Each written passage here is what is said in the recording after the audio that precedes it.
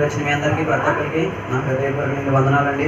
నేను చెప్పబోయే సాక్ష్యం ఏంటంటే, దేవుని కృప వల్ల నాకు కృష్ణా జిల్లాలో నూజివీడులో ఫ్రీ సీట్ అనేది పాలిటెక్నిక్ కాలేజీలో వచ్చింది. దేవుని కృప వల్ల 3 సంవత్సరాల్లో కూడా ఆ కోర్స్ అనేది కంప్లీట్ చేసుకుని మంచి పర్సెంటేజ్తో సబ్జెక్ట్ అన్నీ కూడా ఆల్ క్లియర్ అయ్యే, బ్యాక్లాగ్స్ ఏం లేకుండా.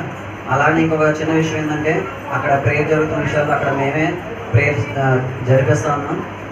అక్కడ నేను మెసేజ్ చెప్తున్నప్పుడు అక్కడ ప్రిన్సిపాల్ సార్, చైర్మన్ సార్ వాళ్ళందరూ ఏంటంటే హిందూస్.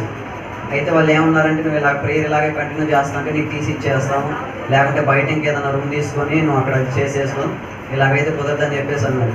అయితే నేను ఏమనుకున్నానంటే, దేవుని కృప వల్ల నాకు ఎంత దూరం అవకాశం వచ్చిన దేవుడు ఇంకా ఎలాగైనా నన్ను బ్రతికించగలడని నమ్మకంతో, టీసీ ఇస్తే ఇచ్చాడని నమ్మకంతో, అయినా కానీ ప్రేయర్ అనేది ఆడకుండా కొనసాగిస్తాను.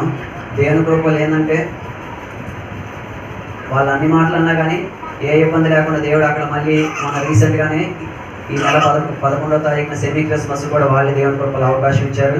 అలాగే వాళ్ళు నన్ను ఫెయిల్ చేద్దామని చెప్పేసి ఇంటర్నల్ మార్క్స్ కానీ లేకుంటే మిగతా ల్యాబ్ మార్క్స్ కానీ అన్నీ కూడా తగ్గిద్దామని చెప్పేసి చూశారు.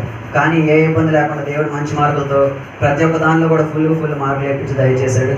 అలాగనే మా కుటుంబం పట్ల కూడా దేవుని కృప వల్ల ఈ యొక్క 2019 సంవత్సరం అంతా కూడా మంచి ఆరోగ్యంతో, ఏ ఆర్థిక సమస్యలు ఏమి లేకుండా దేవుని కృప చూపించి మంచి ఆరోగ్యం దయచేశాడు.